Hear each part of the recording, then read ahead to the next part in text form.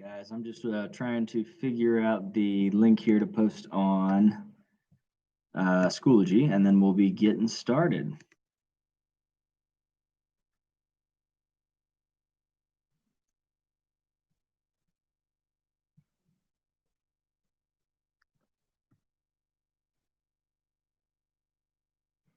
We'll just hold on for a few more minutes while we're getting more people coming in.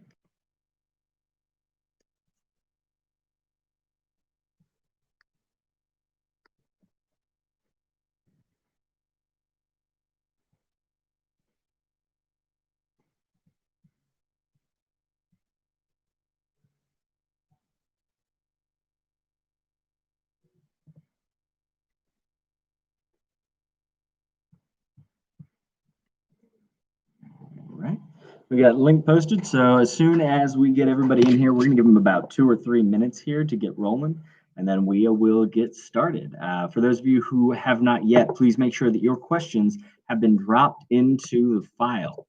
Again, you can find that in the unit page folder in your periods, period 4 folder.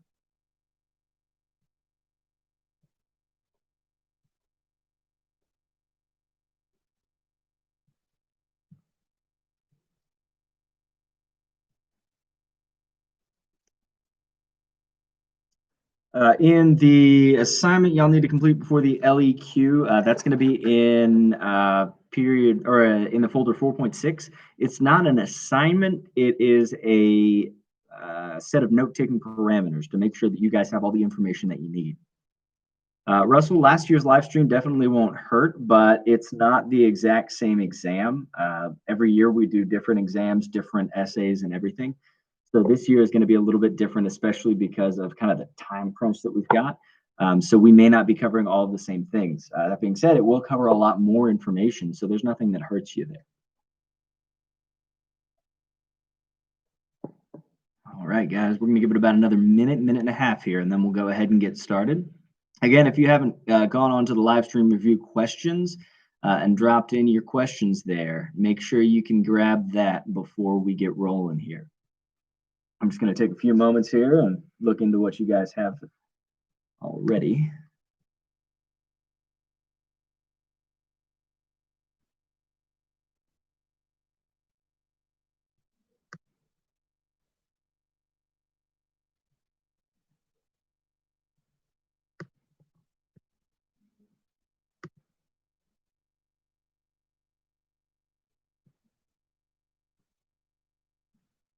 All right.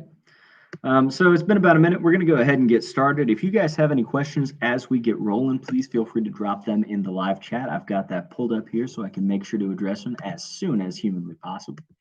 The next thing is we're going to go ahead and get started straight from your live stream questions. That'll help me to kind of get rolling and make sure I address all of the things you want. In addition to that, if y'all have questions as we go, please feel free again to drop them right over here in the chat. All right, so we're going to go ahead and get started. If you want to have the live stream questions up, if any of you guys feel like typing notes there as we get going, that is definitely helpful for everybody just to make sure that you've got that kind of ideas there. So in case somebody misses it, they've definitely got the notes that they've got the ability to go back to. So the first question that you guys have is using pirates an example specific enough for the LEQ, or is more detail needed? Pirates is actually going to be just about specific enough there, as long as you explain what it means. So if you talk about piracy itself being a product of that mercantile system and competition between states, that right there would be a pretty solid example. You wouldn't have to actually go in and talk about like Black Bart or anything like that, unless of course you wanted to. But yeah, pirates is specific enough, I believe, for that. In the same vein, we've got what stayed the same from the golden age of piracy and what changed? Well, I'm not quite sure what that question is trying to ask me. A lot of things have changed. Namely, the golden age of piracy didn't last for very long. Pirates were out to sea for quite some time stealing, but then it became a much smaller world pretty quickly. So basically the concept is that as the world gets filled up with these European navies, it becomes much more difficult for pirates to actually, pirate. There are militaries everywhere, which makes pirating a very unprofitable business pretty quickly there in the late half of the 1600s. Next up, can I recap the Renaissance? Absolutely.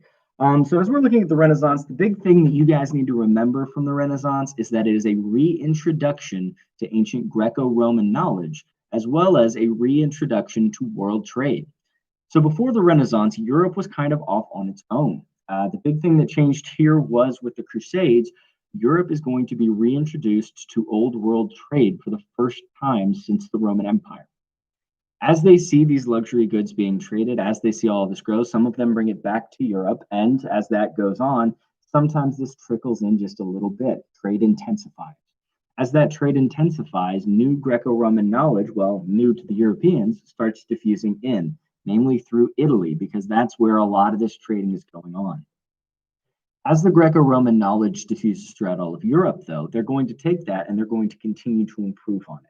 So we have a lot of people looking for either proofs or disproofs, and mostly this is of Aristotelian theory, so Aristotle's works. What they'll end up doing is some of them will disprove a lot of it. Then you have the creation of new technologies also based on all of these new discoveries. That technology right there is what's going to lead us into this age of exploration. Could I explain feudalism in a bit more depth? Absolutely. So when we'll look at feudalism, the biggest thing that you guys need to recall is that feudalism is the economic system of the Middle Ages in Europe, as well as the economic system of most of Europe throughout the Renaissance, because the Renaissance was that slow moving period. It goes from Italy and it takes a long, long time, a couple hundred years to really diffuse its way throughout the rest of Europe. So when we look at the feudal system, you've got the king on top, you've got the nobles below him. Below the nobles, you got the lesser nobles, the knights, and then finally the serfs and the peasants. This entire system is built on protection. So the peasants give food and goods to their knight, the lord of their manor, or anybody who is above them, and in return, they gain protection from their lord. The lords will protect them from outside threats. Then going above and beyond that, you've got the knights, and they're going to do the exact same thing. They're going to pay essentially what is a tax of goods and services to the noble above them. In addition, they swear fealty, loyalty to that noble. Beyond that, you've got all the way up to the king. The idea here being that this is a complex system of give and take. Nobles take the taxes, but they give protection. But as time goes on, this system becomes less and less about that protection aspect and more just gimme, gimme, gimme. And we're going to talk about how that kind of comes to a head in our next unit with revolutions. Next up, we've got, could I further explain the Reformation and its long-term effects? So just to kind of give you guys a brief recap, the Reformation begins when Martin Luther nails 95 Theses to the church at Wittenberg in Germany, modern-day Germany. The concepts that Luther are fighting against are these corruptions in the Catholic Church, namely, and the biggest one being the sale of indulgences, which is essentially like a forgiveness from sin. So you would pay and somebody would get out of purgatory. And Luther did not see the point in this. In fact, he had a beef with kind of a lot of the church's ideas and philosophy. The biggest one being the idea of those sales of indulgences, but they also had other ones. For example, the idea that you could be saved through faith and good works. Luther argues that you're saved through faith alone. Those good works are just something that should come naturally to you. But the church promotes these good works, and that's where you get these things like the sale of indulgences and these big, long voyages they would take called pilgrimage, or they would start venerating saints, worshiping saints rather than worshiping directly to God. So Luther gets really upset with this, nails his complaints to the church, and this ends up leading to the church splitting. Not that Luther was trying to do that at first. It just ended up that way. So as Luther splits from the church itself starts to fragment. And in Germany, you end up with two wars of religion. You've got first the Peasants' War, in which Luther literally encourages the German nobles to put down this rebellion by the sword if necessary. And then you've got the 30 Years' War, which culminates in the Peace of the Peace of Westphalia. The Peace of Westphalia is essentially this treaty that allows people to choose their own faith.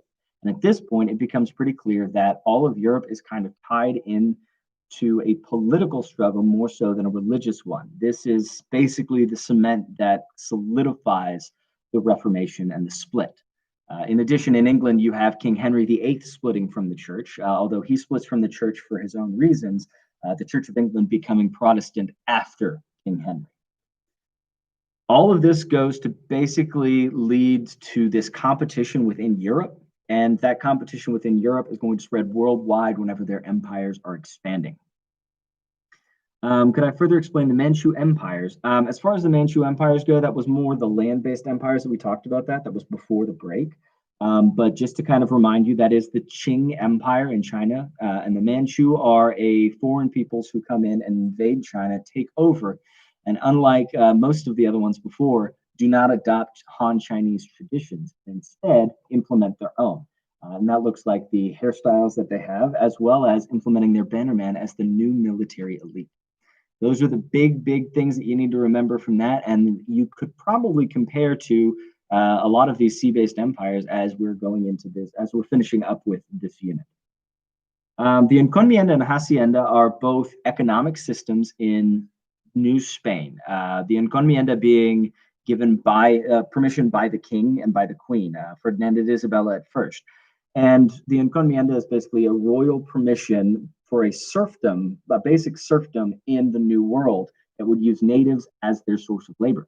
The hacienda is very similar to kind of like sharecropping, as the king and queen, the nobility, the crown doesn't give them permission. So the hacienda operates outside of that royal permission. Therefore, they don't really rely on the royals as much. Could I explain a little bit more about mercantilism? Absolutely. So if we're looking at mercantilism is that big economic principle of this era, especially in Europe. The concept of mercantilism is that each country is trying to build up their own self-sufficiency. That means that they don't want to rely on anybody else. The way that they do this has several steps.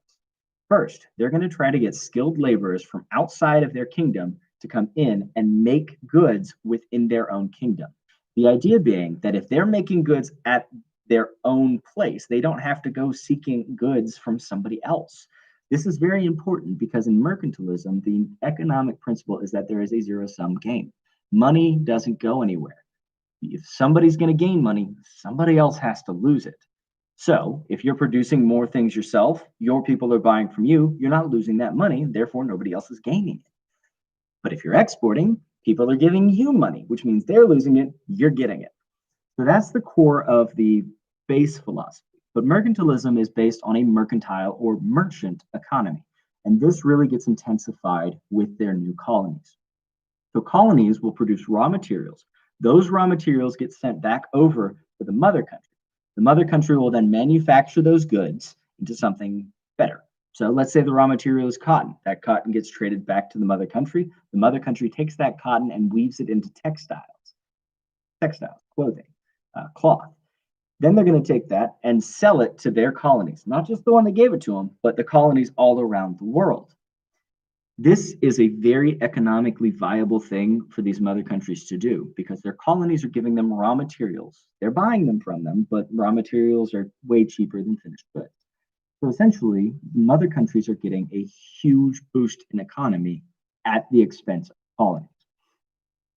This is going to be most notable in England because that's kind of the example that we already have ingrained in us with US history. But Spain, France, Portugal, they're all practicing the economic policies of mercantilism. Next up, what was Portugal's importance in the New World? Portugal's importance in the New World is namely going to be through Brazil. Brazil was their only colony in the New World thanks to the Treaty of Tordesillas. Brazil was a colony that was built off of the sugar trade, so they would be growing mostly sugar, and that means that they're also a plantation system. As we've learned in other places in the New World at this time, a plantation system is going to equal a rise in the desire for slavery. And so Brazil actually becomes one of the highest concentration of slaves coming from the transatlantic slave trade in this time. That's Portugal's biggest impact in the New World. And they don't become free until the 1800s. Portugal doesn't release Brazil to become its own thing until the 1800s. And that's actually a bloodless revolution. It's pretty cool. But mostly Portugal's economic interests lie in their trade post empire, in which they're trading in the Indian Ocean. Just to kind of remind you guys, as they trade in the Indian Ocean, they're not the only ones there. They're not the only ones in control. While Europe is new to the Indian Ocean trade, that doesn't necessarily mean that the Muslim merchants, the Javanese, the Malaccan Strait isn't still controlled by all of these other factions. So you need to be wary that no, it's not all Europe over there. The Muslim traders are still there. The Javanese are still there. The Chinese are mostly staying to China. Divine right is the last one that I have over here to explain divine right really briefly, and absolutely can do that. So the idea behind divine right monarchy is that gods derive their power or get their power from God, which means that God puts kings on their throne or queens on their throne. The base meaning of this is that as these kings are giving orders, it's not just that the king is giving the order, it's that God has ordained that he be on the throne. So what he says is basically God saying it. Divine right monarchy is what's going to lead to a philosophy called absolute monarchies. Absolute monarchies rule absolutely. And some of the big ones that we're going to talk about, we've got James the First, which we covered a little bit, and we're definitely going to come back to James the First. We've got Louis the 14th, and we have Tsar Peter the Great.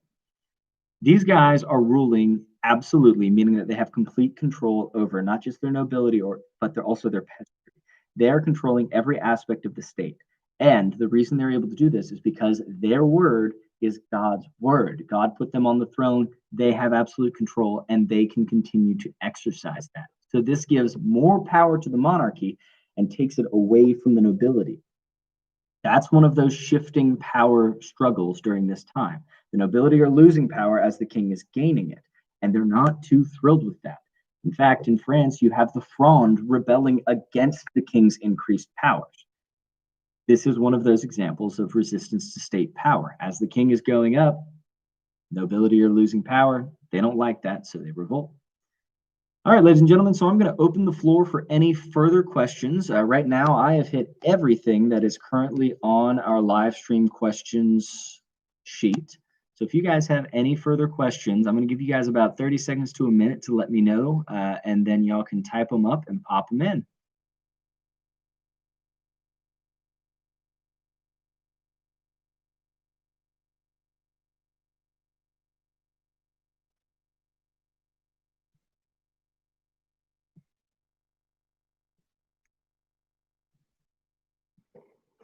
All right, do you guys have any more questions? Last chance before I go ahead and shut this down.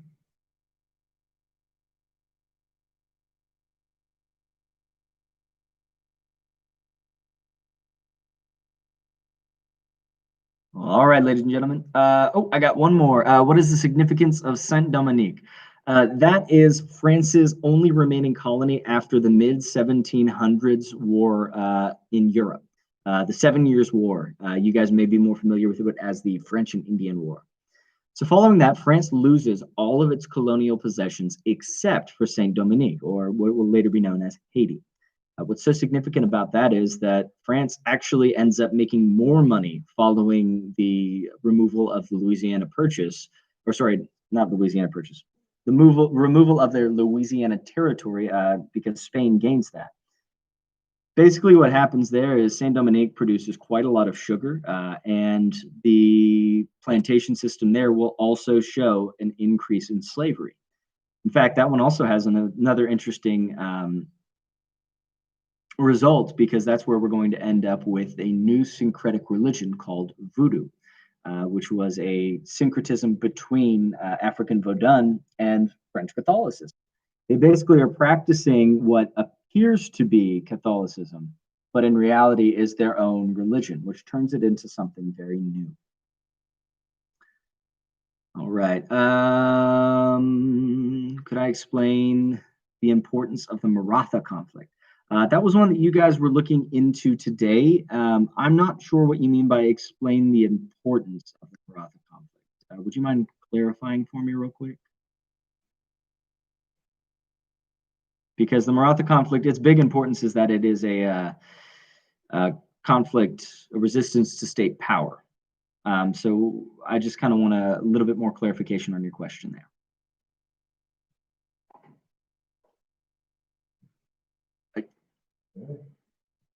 How it goes. And for the Reformation, I have already recapped that one. So that one's good to go. But again, for the Maratha conflict, would you mind clarifying your question real quick?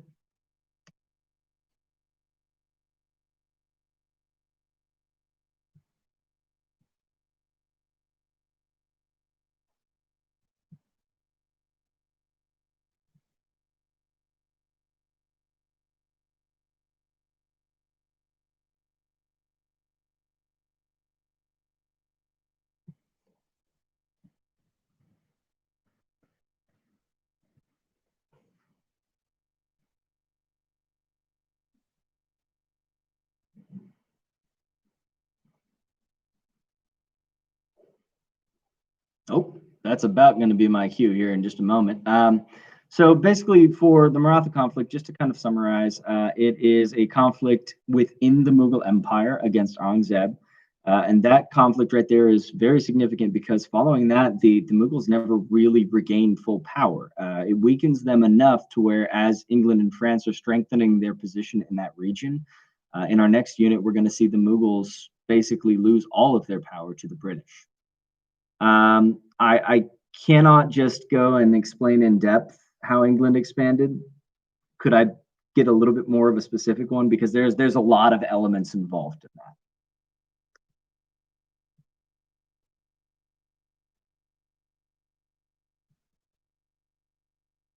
that. Okay. As you're kind of clarifying there, Neofeld asked if there are any advice for you guys writing the LEQs. Yeah, my big advice here, guys, stick with the big picture and then drop in specific evidence. But the biggest thing, explain your evidence and explain how it relates to your argument. If you don't do that, you're basically just giving me a laundry list.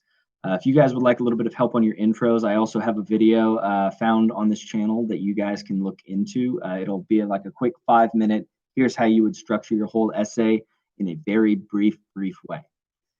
So Neophytes, if you're having trouble with your intros, that's a great place to start. But other than that, make sure you explain your evidence and make sure you link it to your argument. Aaron, Maratha conflict would be an internal resistance. That was within the Mughal Empire. Rohil, the Gunpowder Empires won't necessarily be on your LEQ. However, that being said, if something from the Gunpowder Empires fits one of these topics, you can feel free to use it as your evidence. I am allowing you guys to do that for sure. To explain how England expanded to the Americas, that's all going to start with Jamestown. So they expand a few times and they fail, but with Jamestown, they expand the first successful colony. Following that, a lot of their colonies are founded by people seeking a religious refuge, not necessarily that they were persecuted terribly, but they were looking for a place where they could have complete freedom over how they're practicing their religion. And that's how we're going to come up with most of them, other than the first few, namely Virginia. Then following that, that's pretty much the end of it. I mean, the British colonies are there. They're going to expand a little bit further after the 7 Years' War when they take most of French Canada. Well, half of French Canada. Well, I guess all of French Canada, but half of Canada. My mistake. Other than that, ladies and gentlemen, I am reaching an end to my questions again. Do you guys have any further ones, or are we about good to go?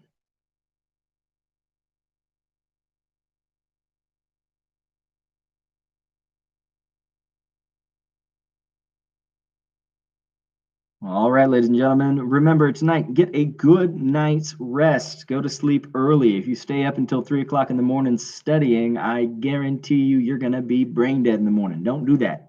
Instead, get a good night's sleep, at least 8 hours. Make sure to eat a good, nutritious breakfast, not just sugar cereal. A good, nutritious breakfast, and come in well rested, well fed, and well prepared. Have a great night, ladies and gentlemen, and I will see you tomorrow.